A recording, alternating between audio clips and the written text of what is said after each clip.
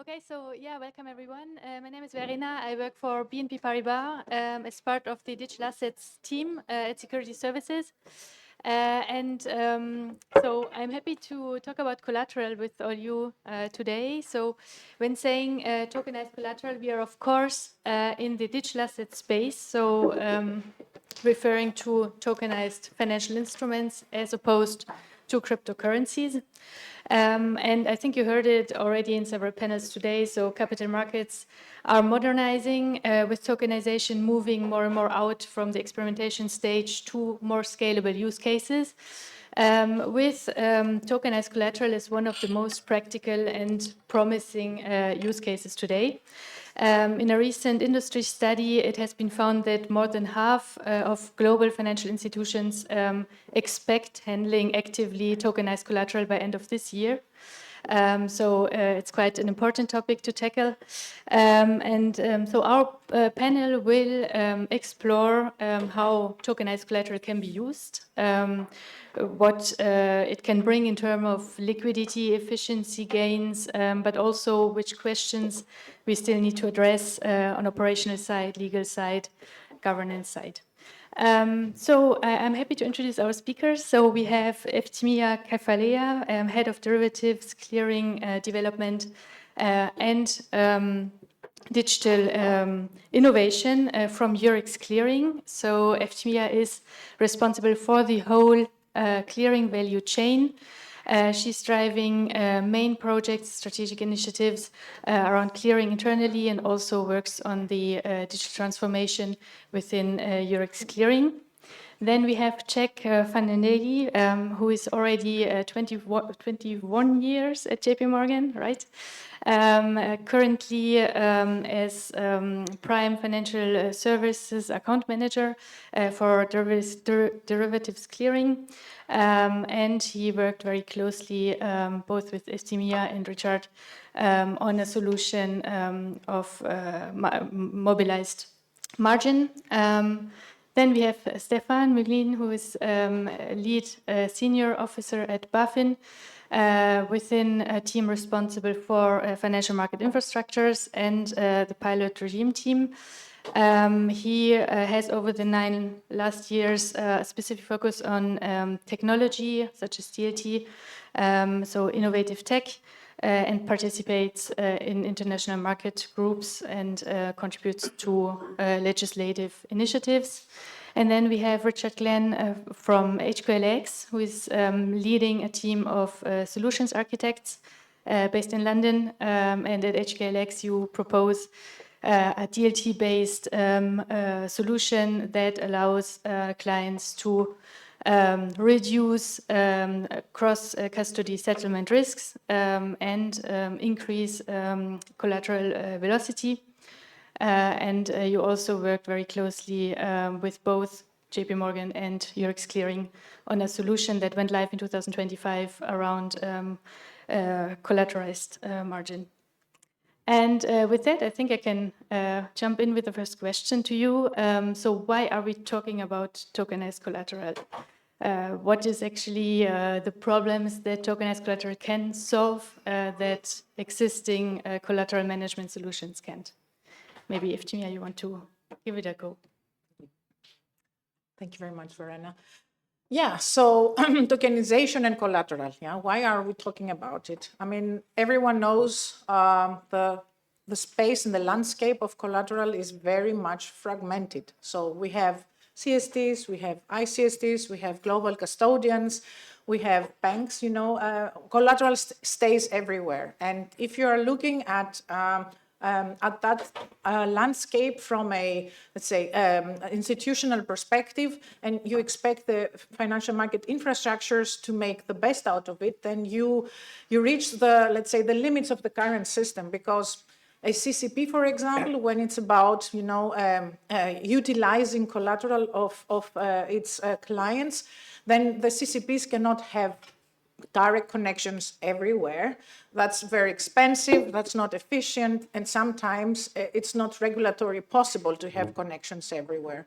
So there is a real problem here, and that's exactly the problem we are looking to solve by making use of this new powerful technology that makes, let's say, the interconnection, the connecting the dots very much more efficient and easier to implement. So that's where we thought we just explore what this new type of technology can offer for us and our clients, and that's how it all started. So we were looking for a solution that is easy to implement, that can allow our clients to mobilize collateral from different locations, that gives us regulatory certainty, compliance, and legal certainty. So from a clearing perspective, these were the requirements, and we were looking on the market what type of solutions are there out available, and we came up to the conclusion that we can partner with existing solutions, and we decided 2 years ago to partner with HQLA-X, and also our clients like JP Morgan were really helping us designing the solution. Why HQLA-X? For us, it was mainly 2 reasons. First of all, we like the way they represent the traditional underlying collateral assets on the ledger. So they don't tokenize, they don't create wrappers with some, legal rights or so. They are just on-ramping the assets themselves. That gives us certainty about the legal nature of the underlying asset. So the way they represent the collateral on the ledger gives us the legal certainty we need, because we know that the underlying legal nature of the assets remains the same. For us, this was a tick on the box. The second characteristic of the solution we really liked was they have implemented let's say, a function they call trusted third party. That's the single source of truth on the ledger. So you know every single moment where the collateral sits and who is the owner of the collateral. So there is no dispute, there is no uncertainty, and there is regulatory compliance. So for us was the second tick on the box that made, let's say, fulfilled the requirements we have from the beginning. So we decided to go for that solution. And I'm proud to say that we are really having everyday business. So it's not something that we did once and forgot it. Our clients are using it every day. And if I look at the pipeline of clients that we are onboarding this year, I can say we are very proud of it. Anyone else wants to? Hello, everybody. Guten Tag. Maybe as a starting point, and I love the way Efthimia introduced the topic in terms of the technology. So what we're doing on the HQLA-X side is we're not reinventing the wheel. We're trying to work with existing infrastructure, custodians, clearinghouses, banks, in terms of how they can integrate technologies such as ours to make their lives easier. Maybe anecdotally, the best way to describe what we're trying to do, but talking about it in non-post-trade terms, is looking at the way that Amazon, Uber have changed the way that their industries work. So effectively, they're trying to create new ways to logistically manage challenges, creating certainty and control around things that are done. And as day-to-day consumers in the retail business, we now expect things to be delivered within a smaller time frame and effectively guarantee that it's going to happen. In post-trade terms, that's what HQLA-X and the work we've been doing with JP Morgan and Eurex Clearing has been designed to achieve. Really looking at facilitating the mobility of collateral more effectively, ensuring that assets can land where they need to be at exactly the right time and without additional friction. And it's specifically then that friction that comes with a cost, which then benefits then both banks and underlying clients alike.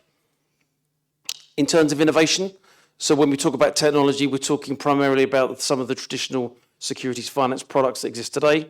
So securities lending, or as we call it in our world, DVD. So that's delivery versus delivery.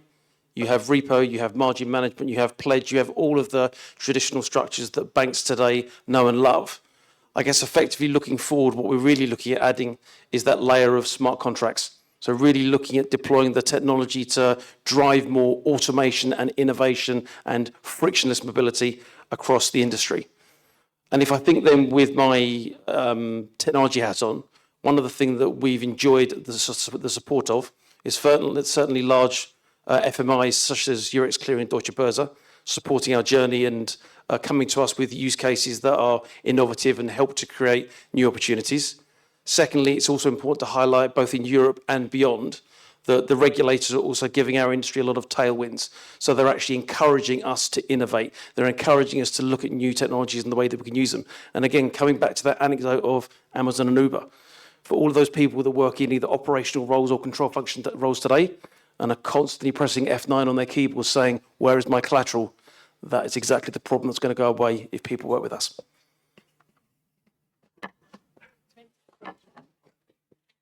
Thank you. And I think, Efthimia, you already touched upon it.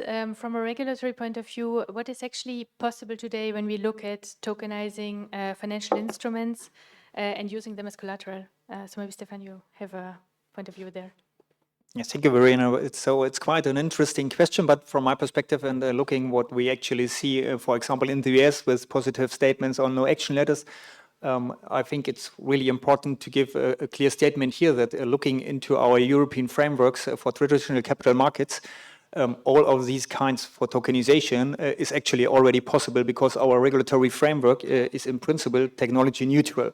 So therefore, not only in the use case we are discussing today on the collateral mobilization with Eurex clearing and also HQLA-X and Clearstream, it is really important also for Europe market participants to acknowledge and to see that the financial instruments as defined in MiFID is actually also including instruments which are issued and transferable by using DLT. So that is really, from my perspective, an important item to take into account in discussion tokenization, but also in a broader concept.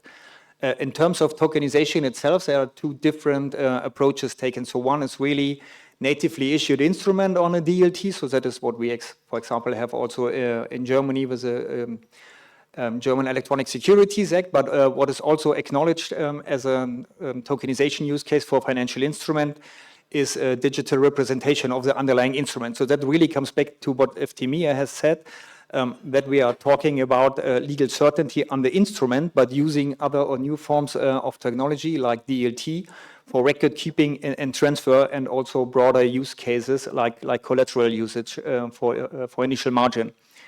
And that is really important. The second one is, and that is just to highlight, because actually we see some kind of other approaches in terms of tokenization, like tokenizing equity mainly in US shares. And that is something different. So that is not what we are talking today about, really tokenizing financial instruments. So that is some kind of approach like bringing a wrapper around a new instrument, but also issuing or creating a new kind of instrument. So that is not the underlying securities anymore, but it's a new kind. So that is something different, and we look into it in terms of market integrity and investor protection. But from a capital market and institutional perspective, tokenization is possible, and there are also additional frameworks within the European Union, like the DLT pilot regime, which introduces new opportunities in requesting exemptions from specific requirements, which can be used for the adoption of DLT in trading and settlement. But actually, so looking into the details of the use case of Eurex clearing, that was not even needed. So it really works in the existing frameworks. And with a view on the European regulation for financial market infrastructures like EMIR and CSDR, so it is really actually possible, but the European Commission, as part of the Saving Investment Union package, also proposed further clarification and amendments to the CSDR, for example, to really clarify that DLT can be used for legal systems in the transfer of securities and also for record keeping and custody services.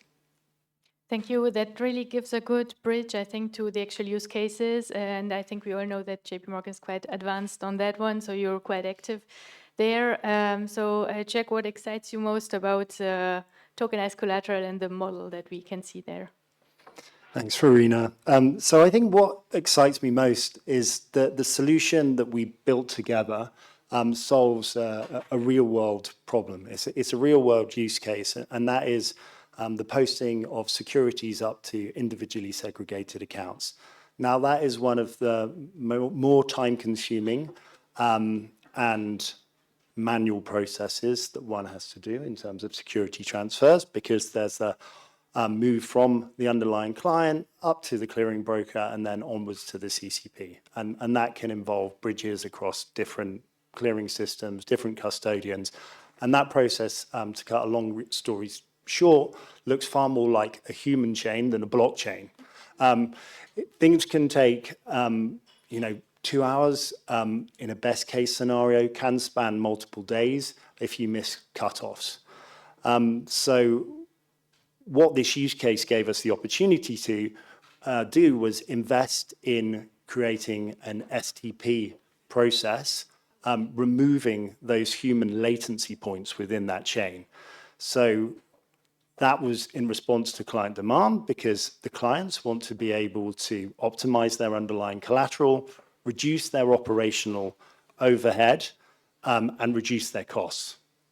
So through achieving this, alongside our client, so PGGM were the original clients that we did the press release with. You'll know them as one of the biggest Dutch pension funds.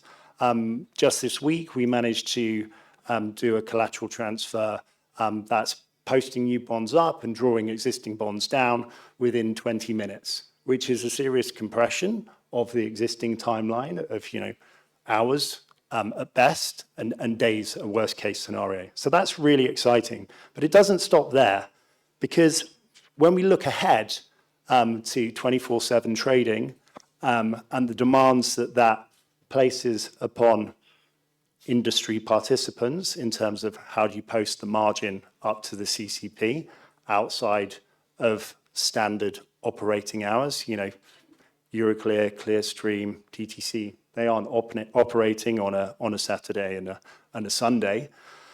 So, but this blockchain technology can.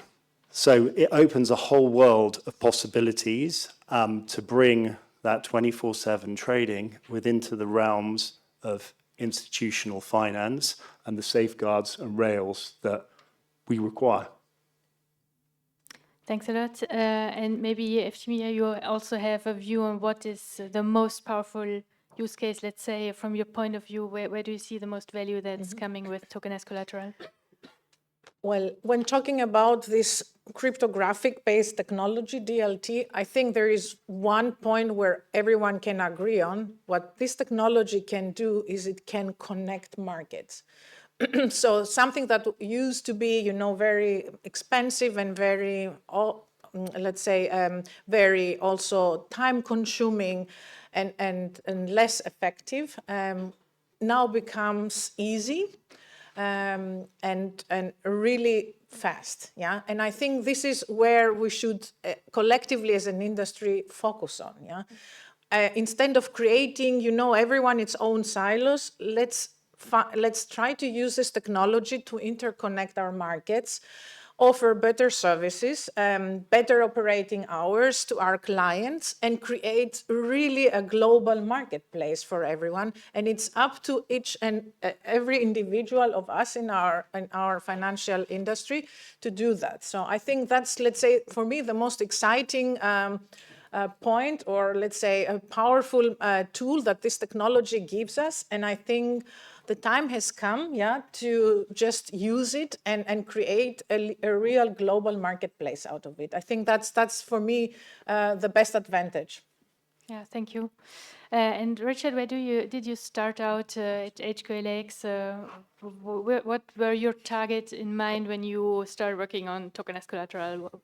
So I'd like to pick up on something Efthimia just mentioned there in terms of the term interconnectedness. We recognise that clients and custodians today want to have the choice of where they hold custody assets for safekeeping and custody, who they choose to work with. So the goal of our solution has always been to add that essentially intermediate technology layer, which facilitates ownership transfers without cross-custodian settlement. In terms of journey, as well as focusing on collateral mobility, we've been developing a number of use cases which facilitate synchronization or orchestration of collateral finance transactions. So in simple terms, what we're talking about there is for a repo, managing the ownership transfer of a non-cash leg on one platform and a cash leg on another, or alternatively the same for securities lending, whether that be across one technology or two common technologies. The key thing for us in terms of the work that we've been doing with both Eurex Clearing and JP Morgan is firstly making sure that clients get full visibility over their inventory In other words, understanding where the assets are today and where they need to move to, and moving those assets as quickly as possible. Secondly, we also recognise that existing market infrastructure has limited operating hours. So what our technology also enables is for firms to really look at the 24/5, I'd love to say 24/7. I know there's going to be people here that work in ops teams that hate that, so we won't even go there. But essentially it is providing that friction-free opportunity for collateral to be mobilised across any use case, any location and jurisdiction, as the case may be. Longer term, there is also the key term of interoperability. So we also recognise in terms of technology that we aren't the only DLT in town. There will be other firms that are in this room that are developing products using their own technologies and own solutions.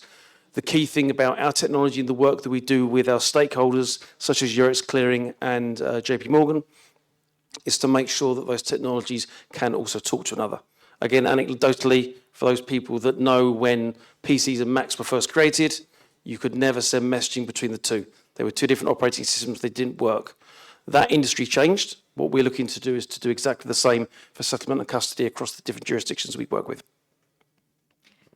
Okay, I think when saying interoperability and settlement in one sentence, also the cash on-chain comes to mind. No, so I know that you've been involved in what ECB was doing, what ECB is continuing doing. So maybe one of you want to elaborate a little bit on this cash part. Me? Okay. So currently there are different, let's say, types of cash on the market. So we have the, let's say, central bank digital currencies, also known as CBDCs, where I think Europe is in a very advanced position. Then we have also, different kinds of commercial bank money quality, like tokenized deposits of banks on the ledger. We have on the other side of the Atlantic a focus on stable coins, so there are different solutions over there. I think what is important to say is that we need both types of cash on ledger as we have today. So we have the central bank money and we have the commercial bank money quality. We need both of them on the ledger, we as market infrastructures, and which one of the, let's say, forms is going to be the one that will take over the market needs to be seen. So I think tokenized form of bank deposits can do the job, but also there is also a market for stable coins. I think what we need here in Europe is whatever solutions we are going to build with the European Central Bank or other international initiatives like the Bank for International Settlements Agora platform. What needs to be done is to again connect the systems and the environments together. So we don't want to have again standalone solutions. We want to have a payment infrastructure, and that's what we need as an institutional space. We need a payment infrastructure, a payment ecosystem that allows the different components and the different DLT ecosystems over there out in the market to be able to talk to each other, to interconnect, so give the clients the opportunity to have a choice. And I think this technology is really powerful on that. Okay, thank you. Stephan, you wanted to compliment on that one? Yeah, maybe just to complement in that regard that so we have seen very successful experiments during the ECB trials, and now the ECB is providing a short-term solution with Project Pontus, where financial market infrastructures and other DLT platforms can connect. And from my perspective, in supervising financial market infrastructures, it is really of essence that such solution will be provided, not only because of the quality of central bank money, but financial market infrastructures are required by law to ensure delivery versus payment. So it means if we want to allow and enhance or foster innovation at the level of financial market infrastructures, it is some kind of a prerequisite that also on the cash leg side, there's some kind of a technical solution. And in that regard, it is great to see that there is a short-term solution and also some kind of a long-term vision of the ECB. But in the meantime, so as Efthimia said, so there are also other clearing and trading currencies which have to be used. And also when it comes to the potential benefits of the technology, so on-chain solutions are really important. And in that regard, also stablecoins might have a legitimate role to play, because actually we do not have all these flexibility also in the solution which might be provided by the European Central Bank. Yeah, absolutely. Yeah, and I think overall we can even question, we see many use cases out there, use cases related to digital assets, but why can we actually think that this one around tokenized collateral takes off while others did not make it to scale? So maybe Jack, you have your opinion on that one. Yes, I do. So I think that everything that everyone's mentioned on this panel before, you know, regulatory tailwinds, very, very helpful.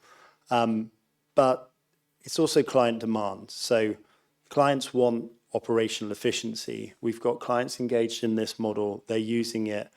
They like it. They're committed to growing it. It's a win for them. It's a win for us. And by us, I don't mean just JP Morgan. I mean collectively the industry, Eurex, HQLA-X. The interoperability point, which Richard pointed out, it's not just the fact that obviously different chains are going to need to start talking to each other in the future. It's also the fact that this change could still be gradual, and you can have your bonds on the chain in the morning, and 20 minutes later they can be off chain for physical delivery elsewhere. And that's because this is not a native digital asset. It's still settleable on the existing systemic rails. And then it's scale. Look, we move billions of margin daily, and there is a compelling use case to try and solve this industry problem. And we think this technology does that. Yeah, very interesting. Maybe someone, Richard or Efthimia, you also have like your point why you are really looking into tokenized collateral and why you believe in that as a use case going forward. So tokenized collateral, right? Yeah. So I mean, there are, let's say, two different aspects, or let's say two different situations when it's about, you know, using this technology. The first thing is using traditional instruments, but in a let's say digital form, digital representation. So that's the tokenized side of collateral, and then we have those instruments that are born on ledger, right? So they are really digital native instruments.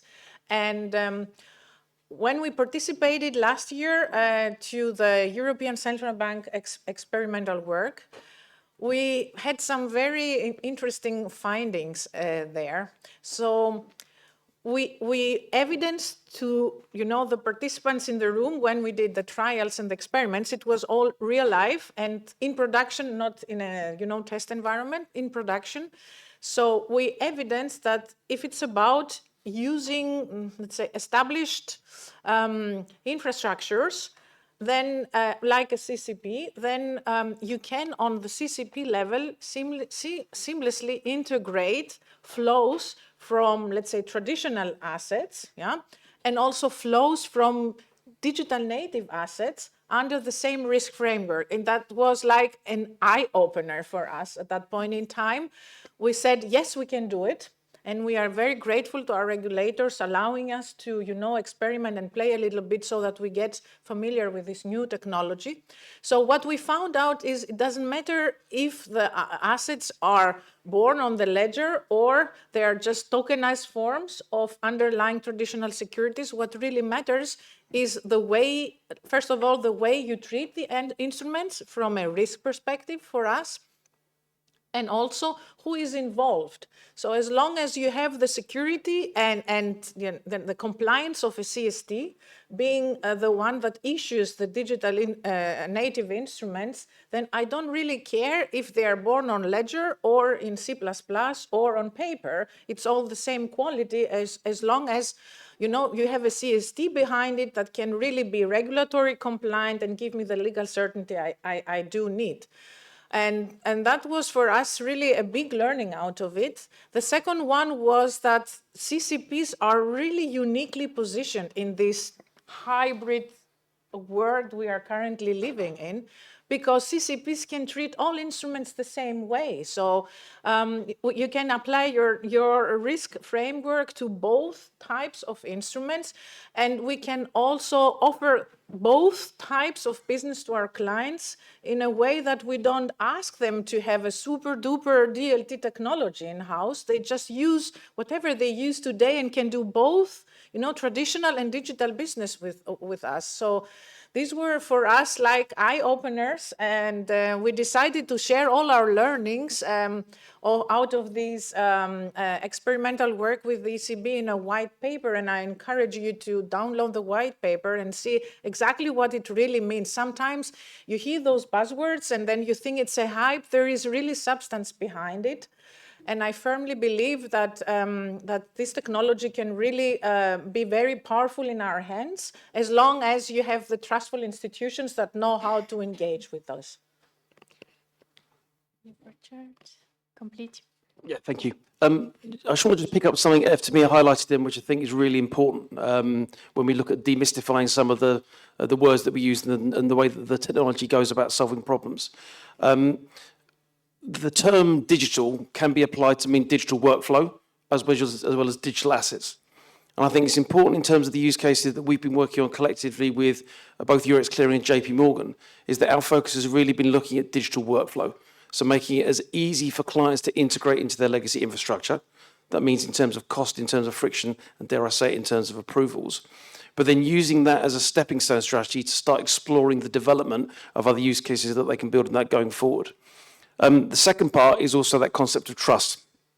So within wholesale markets today, it's very important to recognise that safekeeping implies that assets are being kept safe by the institutions that we work with.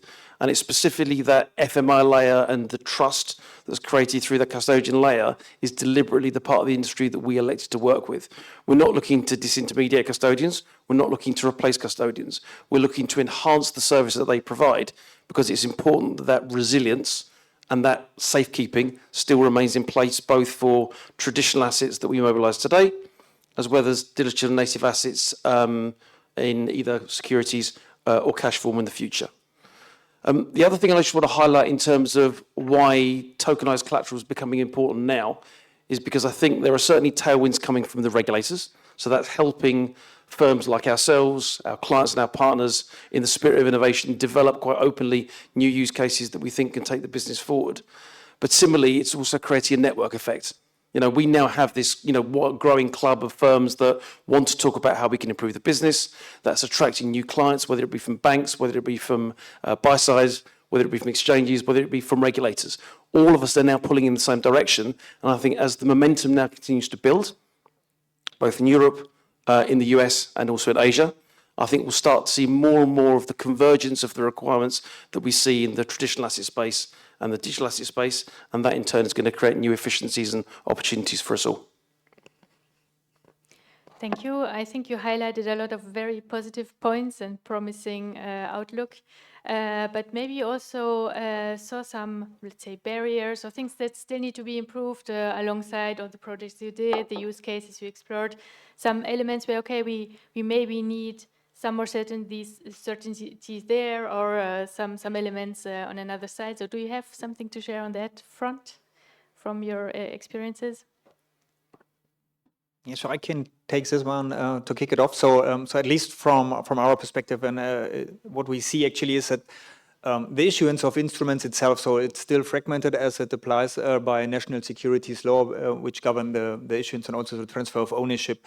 But then following the issuance, or making really use cases in capital markets, so is, for example, mobilization of collateral, so making it available in a DLT platform to really increase the flexibility of the instrument for various purposes, not only for collateral like margin for a CCP to be posted, but also other use cases. And then what is somehow also important, because that is what mirrors the current practices in capital markets, is that these instruments can then also be used for liquidity management purposes, for example, as collateral within the ECB, so for daily market operations.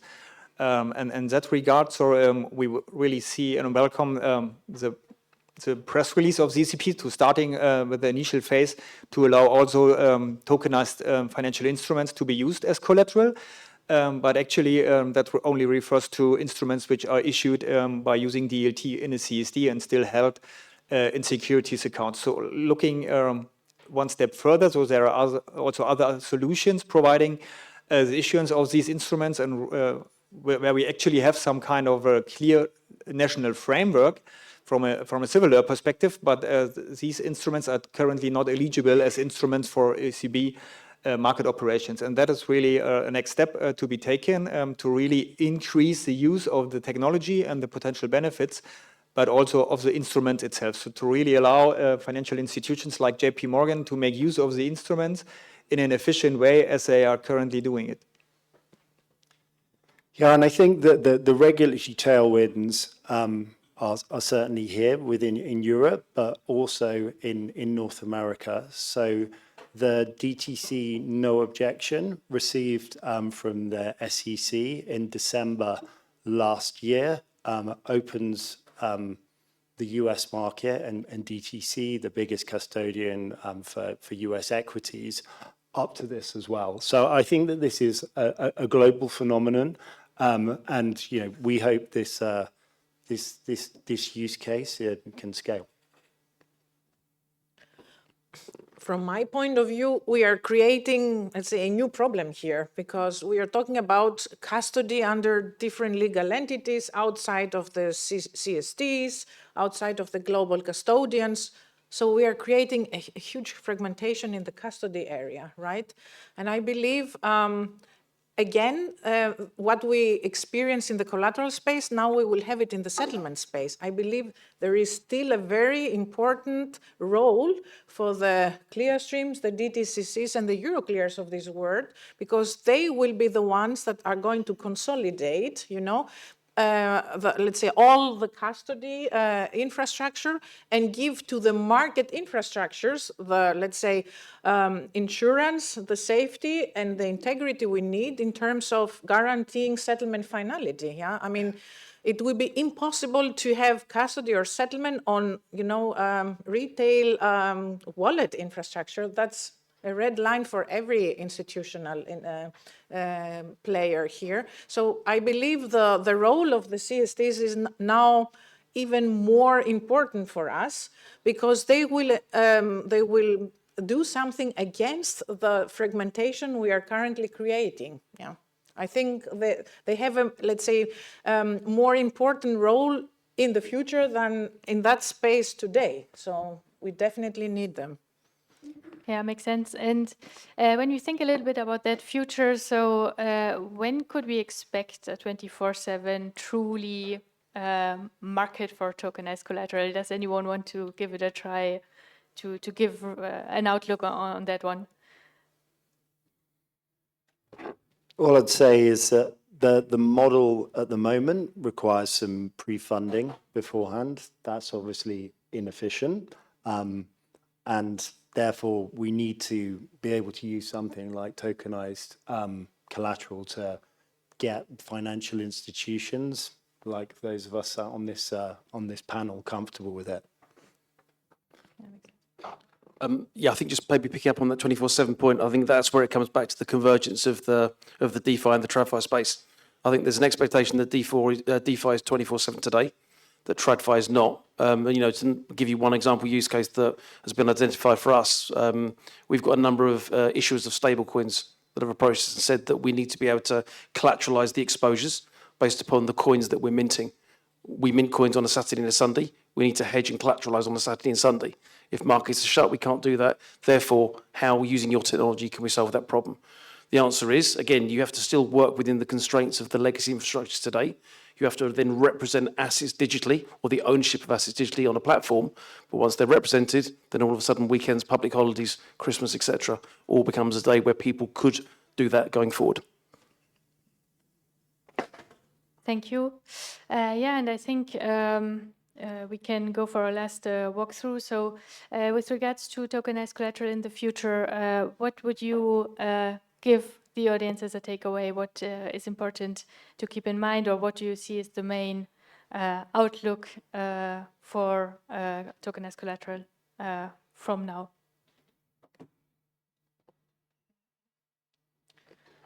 I will say I have a dream. I will not share my dream today. I hope I will be able to share something next year if you will invite me. My dream is around connecting markets, and tokenization is for me an enabler. And yeah, let's see how far we get. Our goal is that we give our client bases most out of, connecting the dots in a landscape, in a fragmented landscape.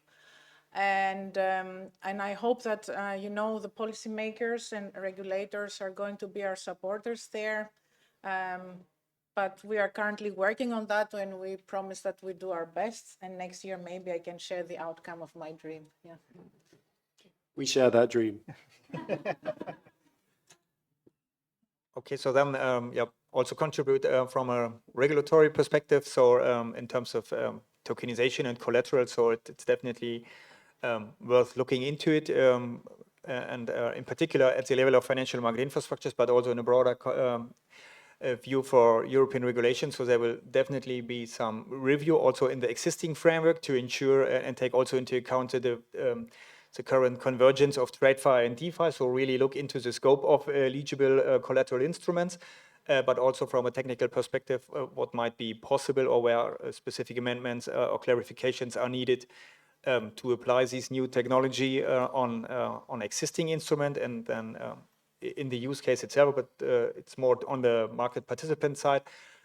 We are quite at an early stage, so and also with regard to DLT-based financial instruments. So actually, we are still in the phase where instruments are being deployed as smart contracts on a platform to make them available. But the real potential of the technology and of smart contracts is the increased automatization, and that is typically also applicable to DLT collateral, because that would allow new usage, for example, like intraday repo transaction or other usage of this instrument by making use of the benefits of the technology itself, but also allowing that this instrument can automatically interact with other instruments, and therefore really provide the base for further use cases with regard to efficiency increase in capital markets.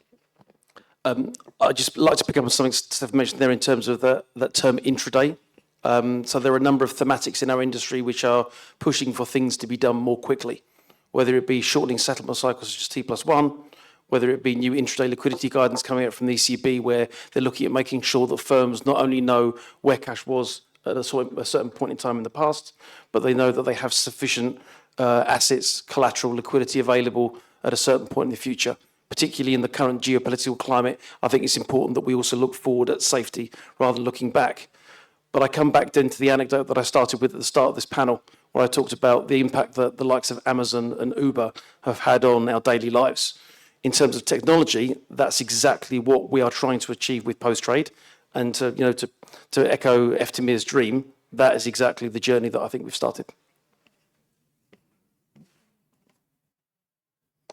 Yeah, so thanks a lot. I think we have 1 minute left for questions from the audience. I think it is clear from this panel that with tokenized collateral, we have a unique opportunity here to modernize a foundational brick of the market. So yeah, we should think about the steps we take, about the decisions we make, and to get the most out of it in the future. And I see one question there. Should I go?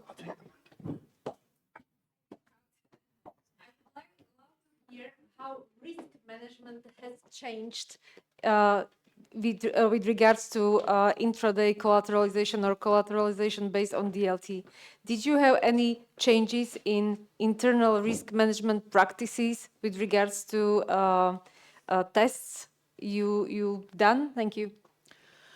That was the original question for us as well 2 years ago when we started doing the prep work with ECB. So do we need a different risk model for everything that's on chain? And the clear answer is no, we don't. These instruments are just either born on ledger or we are treating exactly the same traditional instruments as before, now in another representation in form of tokens. But the instruments and the underlying instruments are there. And what is important from a CCP point of view is to have the immediate access when we need that, and with the, let's say, custody solutions in place that we engage with, we do have that access. So we didn't recognize any need to change anything in our risk model. Clear answer, no.